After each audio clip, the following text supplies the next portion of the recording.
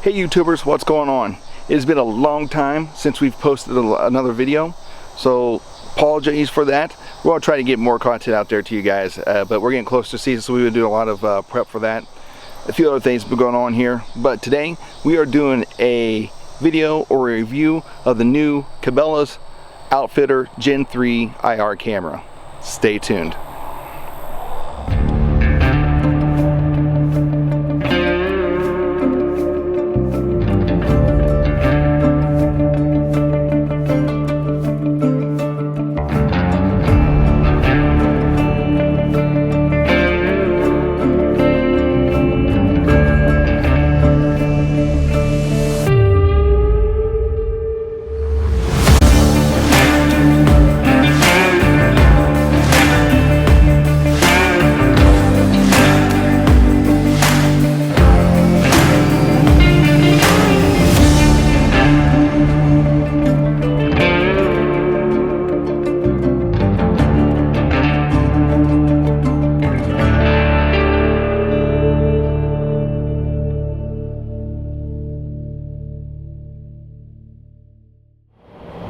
Alright, so today guys, we're going to be taking a look at the Cabela's Outfitter Gen 3 IR trail camera. So this is brand new for the 2020 season.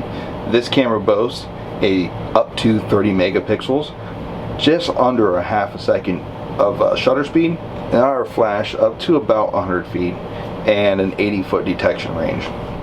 When you go to Cabelas.com, you can pick this up for about $99 for an entire kit, and we'll kind of open this up so you guys can see what all comes in.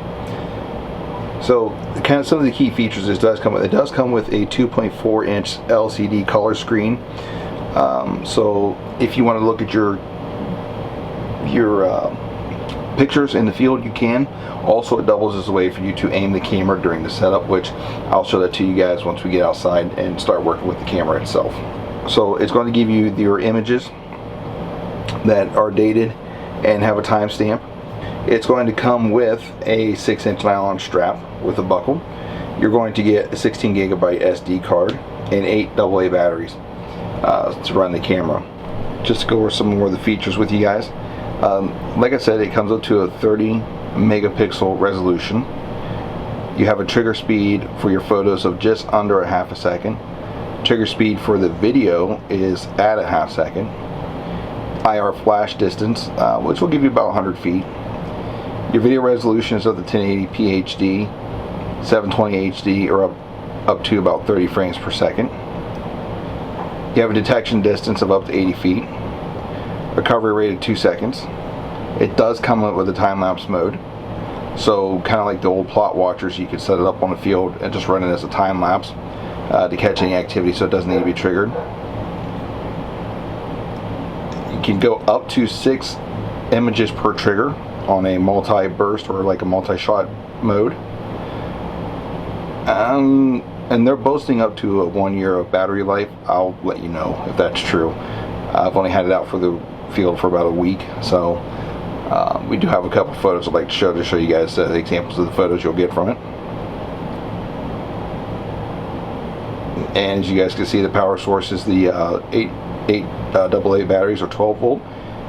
You can DC into it if you're going to run a larger battery pack or some other way or a solar panel or something. It needs at least 12 volts. It is cable lock compatible.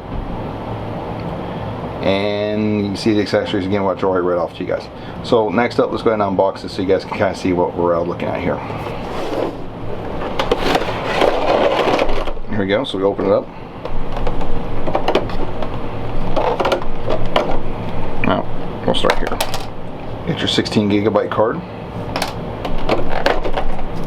2, 4, 6, 8 batteries. There's a nylon strap with buckle.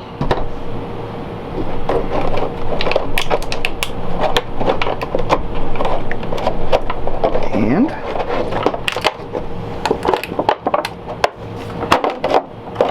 here's your camera. Open it up in here, it gives you access to all the settings and stuff you need to work with. So it kind of give you an idea of some of the features and stuff that it comes with. Arrows, things along the line. This is it. That's your LCD screen, which is full color. It's pretty cool.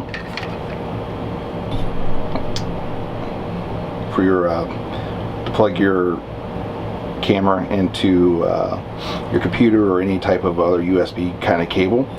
A slot for your SD card. Here's your 12 volt or DC 12 volt in case you want to run a larger battery pack or some other power source other than the AA's. To get to the AA's, kind of like the Moultries that I have, push the eject button and this tray pops out, which you can fully pull this out. Oops, kind of bumped the camera there, sorry. So you can pull that out, load it up with batteries, and reinsert it.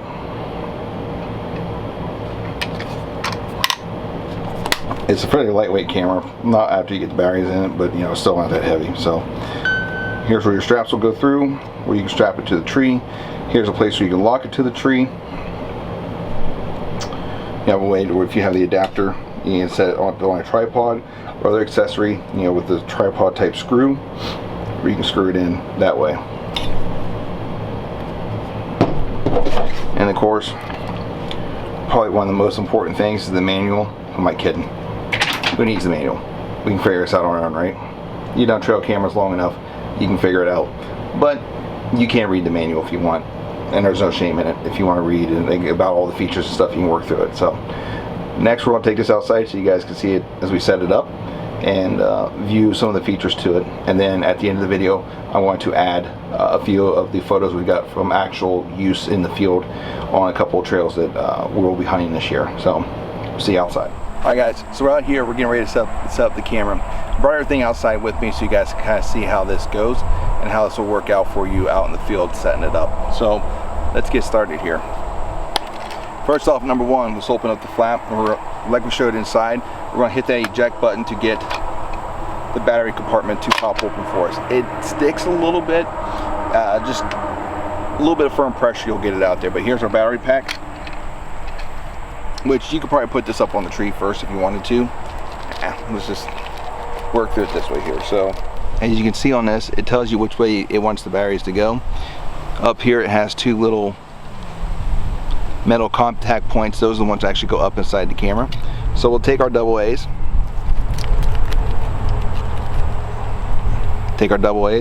We'll start putting them in the tray. Once you're done with the batteries, it's going to look something like this. Should match up to the imprints on the inside. And we'll insert those into the camera. So here's the camera, here's your battery pack. Remember, the metal contact points go up into the camera first. So we're just going to take this, shove it in there till it clicks in. Now your batteries are in place. We're ready to move on to the next step. And here is the strap that goes on it, the buckle. It's a pretty simplistic cinch strap style that we'll be using. So pull it, move it such as like that, and you'll get through what you need to get done with it. So on the back here of the camera, it has slots that you'll run the cable, this strap through. I always like to double check to make sure I'm wrapping it the right way, so I know that the buckle is always facing towards the front, or at least the lever for the buckle is. I'll pull the strap to make sure it's straight, which it is. Good. Then we'll run it right through. We'll run it right through these spots right here on the camera. Once we've done that, we'll set it up on the. Once we've got this through, the strap ran through, we'll take it over to where we want to hang it up on the tree. We'll run the tag end of the strap back in through the buckle here. And we'll just start to pull tight. Kind of get that camera kind of close to where we want it.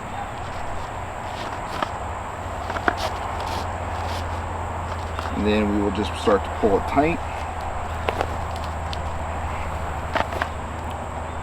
Onto the tree. Voila. Just like so. Now you can adjust the height however you want it.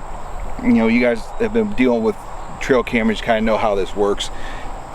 You know, if you need to adjust it, you know, get a little bit of play in it one way or the other because of a hillside or whatever, you can add a stick or some kind of a wedge or a shim behind it to angle it the way that you need it to get that shot. So, but pretty level ground here, pretty straight, and this is, like I said, this is a basic video of setting the camera up. So it comes with a 6-foot tie-on strap.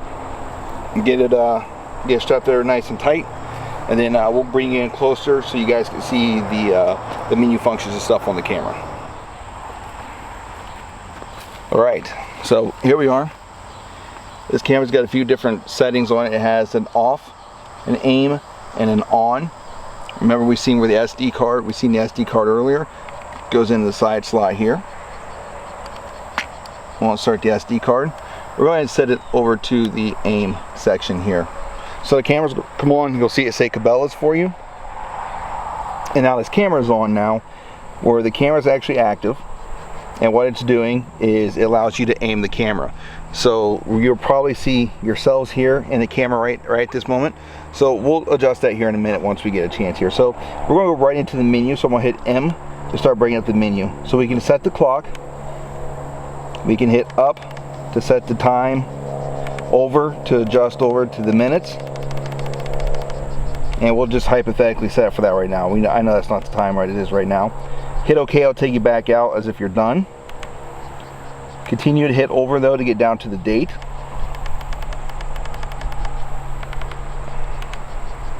OK, we'll always back you out. My apologies.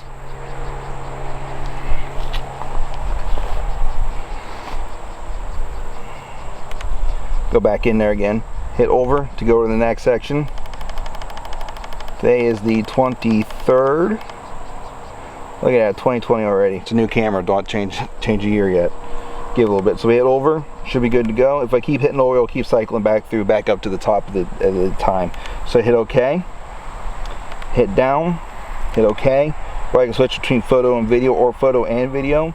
We'll just run off photo for now. We'll select our image size next. So image size, I have the choice between 5 megapixels, 16 megapixel, or 30 megapixel. Of course, the bigger the file size, the more space it's going to take up on the card. So if you have a larger card, you can run that 30 megapixels and probably be okay without having to check your camera every couple of days or every week. If you have a smaller card, 30 megapixels is going to start to take up that room pretty quick. So I kept it on 16 megabytes for the sample pictures I'm going to show you guys. So here it is. So we have the image size. Now we can have the capture number. So it could be 1, 2, 3, and remember it's anywhere between 1 and 6. 6 was the max that we could get.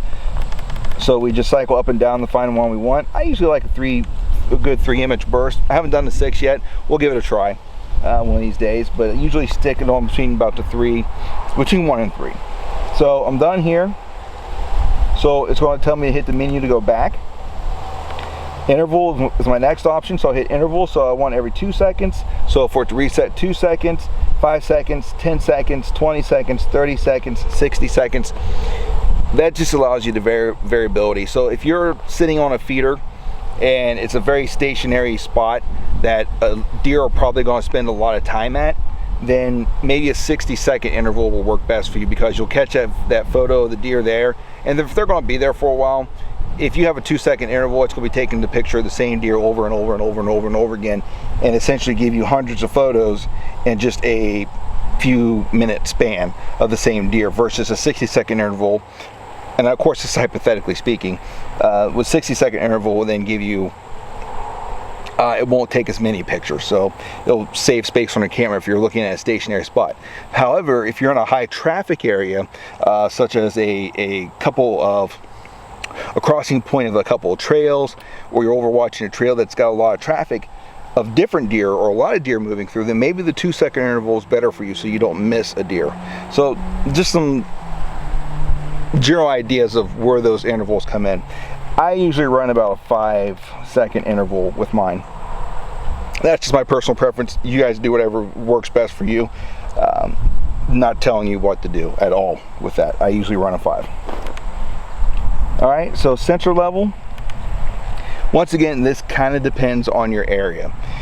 If you're in a more of a wooded area with a lot of undergrowth, you may want to choose one of the lower levels of sensor level, because the higher the level, higher sensitivity, it will pick up on that small little movement of limbs or leaves, and it will trip the trigger, so you have a lot of pictures of nothing.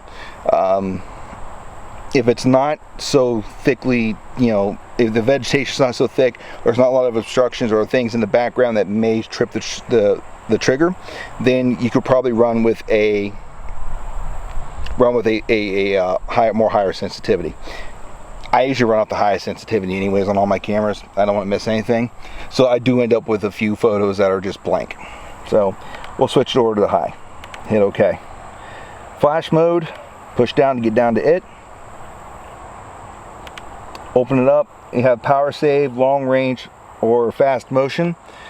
So I selected the long range.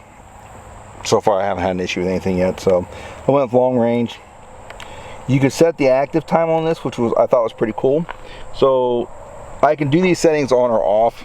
The active time, you can set, is it daylight hours, is it nighttime hours, combination of both.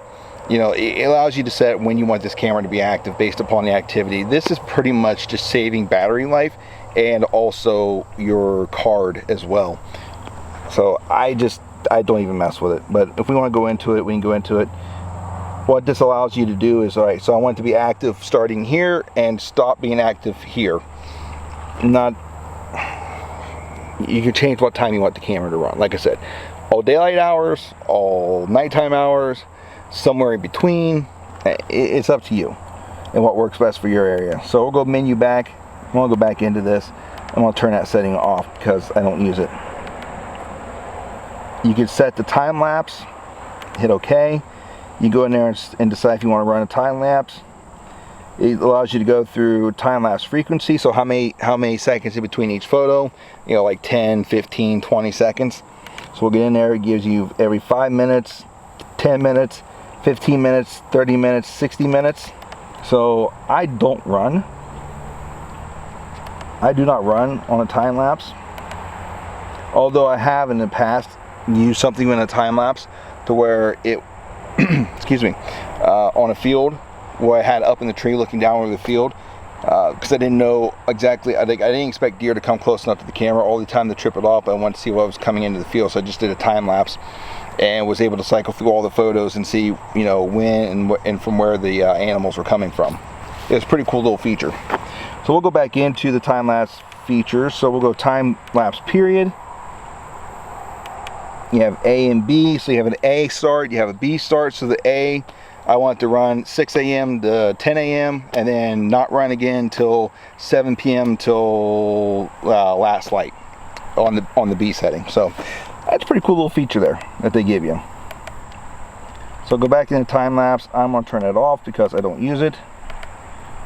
And then it gives you option to format the card. So if you want to go through and just view the pictures that's on your camera, you can. And then you can just format the card. Regardless if I formatted the card somewhere else or, you know, it's a new card, I always format it to the camera itself.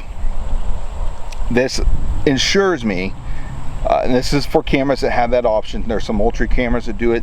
This does it, and some Wild Game Innovations have started to do it to where you can format the card to the camera itself so that there's no error coming up. So if I format this card on, let's say, my iPhone, because I have a card reader and I'll look at my photos on my iPhone while I'm out in the field, if I erase that and try to put it into some of these cameras, it won't read the card. So I always format my cards going into the camera using the camera itself, if that's an option. So we can select OK. Now it gives you the wonderful warning, if you do this all your data will be erased. That's fine. So hit yes for OK. Hit yes and OK, and once it goes back to the screen, it's done. And then I go back to default settings if I want to.